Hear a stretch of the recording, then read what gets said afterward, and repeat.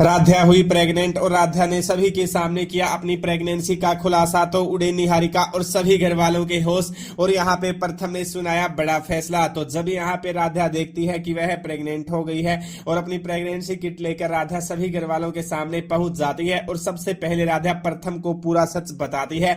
तो यह देखकर प्रथम के होश उड़ जाते हैं और यहाँ पे प्रथम के दिल में एक खुशी भी होती है। लेकिन तभी निहारिका जब देखती है कि राध्या प्रेग्नेंट हो गई है और राध्या प्रथम के बच्चे की मां बनने वाली है, तो यह देखकर निहारिका का गुस्सा सातवें आसमान पर पहुंच जाता है और निहारिका को समझ ही नहीं आता कि आखिर अब वह इस राध्या को प्रथम से दूर कैसे करेगी। और वह तो राध्या को प्रथम से दूर करना चाहती थी, लेकिन उल्टा यह तो प्रेग्नेंट हो गई है और अब यह प्रथम के बच्चे की मां भी बनने वाली है।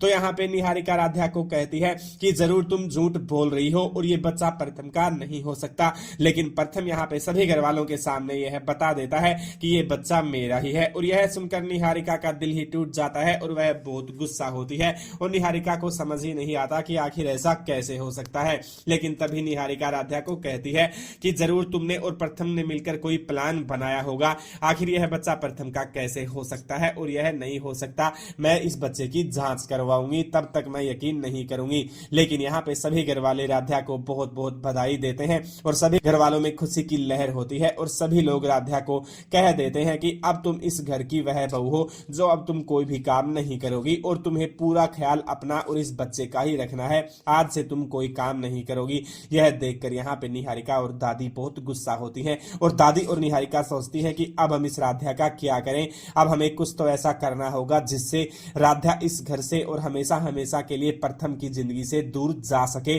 और यह बच्चा इस दुनिया में ना आए।